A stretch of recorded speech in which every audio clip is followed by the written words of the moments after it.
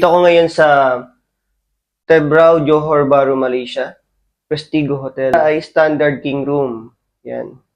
So, check natin to. Kasi book to ng kaibigan ko. Credit to Sir Michael Choi. Kagabi nag-celebrate ng kasal nila. Yan. Diyan sa may Yijat Team Banquet.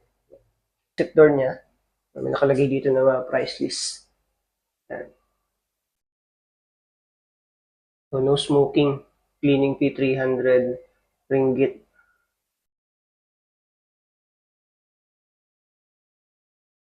So, ayan, siyempre yung normal sa hotel. So, sa automation nila.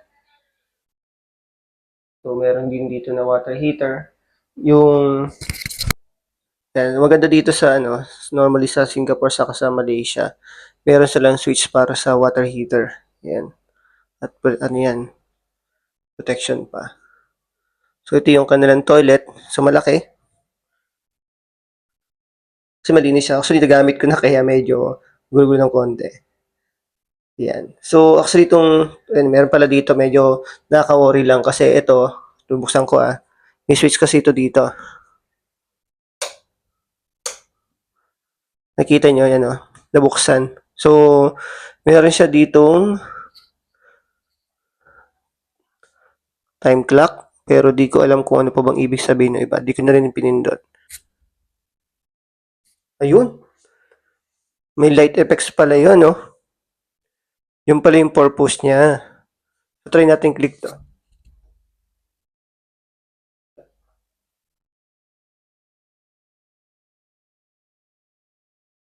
Okay, so nakita nyo, di ba, umilaw naman yung toilet na mirror niya. So, yun, meron naman ditong, siyempre, may normal, may mga libre naman dito, mga shampoo. Kinuha ko na lang. Sayang din kasi tapon na lang kasi nila yan. So, ito yung water heater nila. So, malakas siya actually. Hindi ko na itatry. Okay and recommend. So, hindi ko napakita yung buong toilet. Okay, may exhaust naman siya. So, standard din, siyempre. Left, right, meron tayong mga saksakan. So, British standard sila. So, may telephone doon. Kung gusto, normal yan. Tatawagan mo yun sa may reception. Yan, kung ano man gusto mong orderin. Yan. Tapos, ito, siyempre, yung mga switches niya para sa mga ilaw dito sa room. Tapos yan, maganda rin ngayon, siyempre, normal na rin ngayon, may mga USB charging.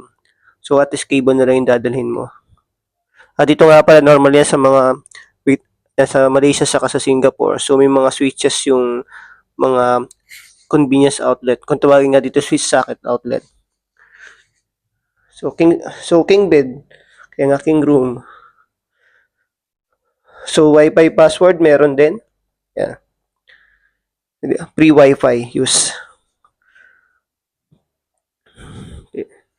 Ito naman yung kanyang, ang tawag dito sa mga bahay, dressing table. Pero pa hindi yun sa dressing table kasi nga yun, meron tayo, halo-halo na pala siya, dressing table, pantry, at dito, siyempre yung ating entertainment, yung television natin. So, refrigerator, so may basurahan na rin, sa loob. Wala naman pala yung refrigerator, pakita ko na sa inyo. Pero normal naman yan, siguro, kasi ibang room meron. Meron yung mga groceries, so siyempre may bayad yung kanyang pinakita ko. So, ito naman yung sa lagay mo ng mga damit, sapatos, o lahat ng ibang panggamit. So, yung aircon lang napansin ko. Yan. So, ito yung brand na ginamit nila dito. York. Matagal lang siyang lumamig, pero siguro hindi ko alam kung bago pa ba ito eh. Pero okay naman siya. I think inabot din siguro ng mga, kanina nakano siya, kagabi, 16 degrees Celsius na nga nakalagay sa kanya. Pero inabot din siguro ng mga ilang oras bago lumamig. So, ito yung view dito. Actually, meron pala dito kanina, medyo hindi ako sanay. So, merong ground floor, first floor, sa second story. So, yan. So, kaya medyo nalito ako nung pagdating ko dito. Sabi, unit 116. So, akala ko, yung level 1 na yun. So, yung ground floor mismo parehas lang. Iniikot ko, yung pala mali pala ako. Tinawag akong reception. So, ito yung view. So, yung view ko, actually, not so sure kung ano ba yung opposite side na yun eh. Check na lang natin sa Google Map. Pero kagabi sa kanina parang may naririnig akong mga nagdadasal yata. Pero wala naman akong makitang ano, yung mosque nila, yung sa mga Muslim o ano man. Ito yung view. So, siyempre medyo province area din kasi itong Tebrao. Maganda, nakaka-reminisce. So, dito pala yung kanilang mga outdoor unit sa air conditioning. So, ayun, yun lang. Okay. Dadating pala, natulog ako dito. Very comfortable. Yung mga lightings din nila maganda. So, try natin, no?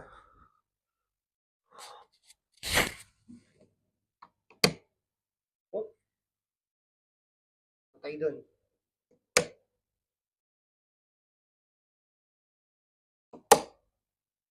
Baba naman siya.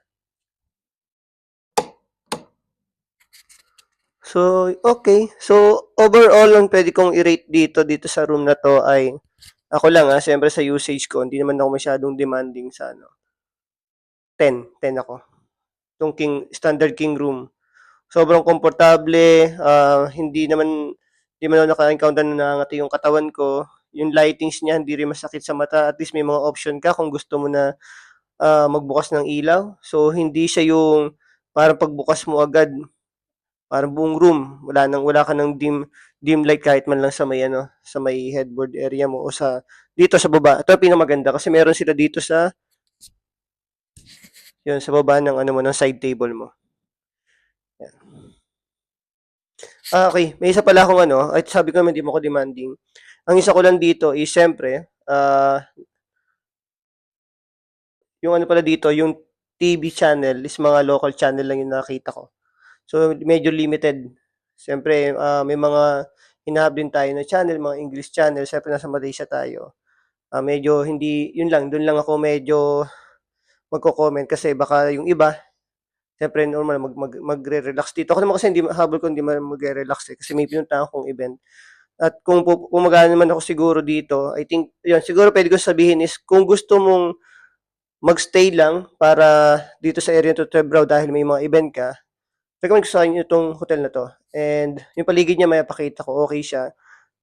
10 siya rating sa akin. Pero kung gusto mo talaga na yung parang staycation na magre-relax ka, I think siguro check ka na lang sa iba. Yan. Dito pala, so kapag nagano ka na nag-check-in ka na sa reception, so bibigyan ka nila nito. So remote control ng television, remote control ng air condition. So hindi siya basta nasa loob ng unit. At the same time, ito pala yun, meron deposit na 50 ringgit. Siyempre dun sa deposit, dun nila ibabawas yung minibar ka, kung may laman to. Pag nabuwasan mo yun, parang di mo alam na may bayad pala. So ikakaltas nila doon. Tapos yung iba, sa iba pala share ko, siyempre minsan may mga channel na pwede ka ring bumili, mag-subscribe. Magkaroon ka ng subscribe, so ibabawas nila yun. Siyempre may mga complimentary naman tayo dito, mga kape at tea. Yan, normal naman yan. Saka yung tubig, nainom ko na yung isang tubig sa nilagay ko sa bag. At yun, pag may mga minor kang damage, siguro doon na rin ibabawas nila. Yan. Minor lang, siyempre pag malaki kulang yung 50 ringgit.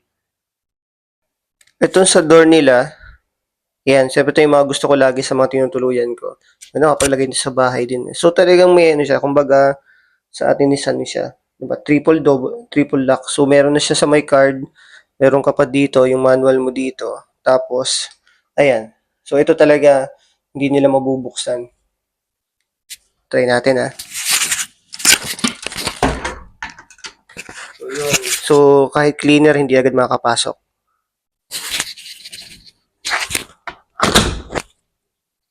Time check-in,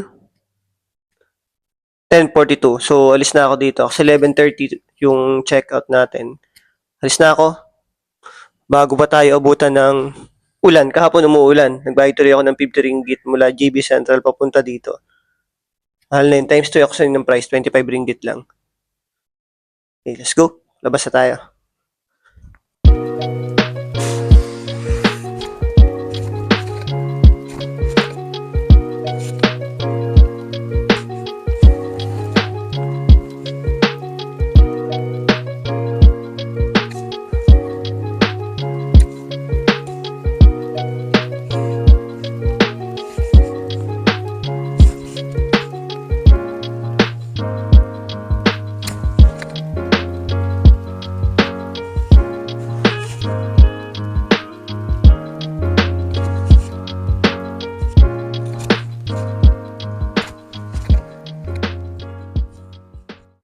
nakalabas na tayo sa hotel. Ito yung kanyang entrance.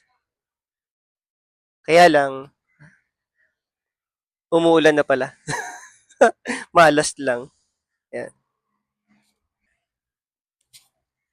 Pakita ko lang yun. Kahapon pala dun ako kumain.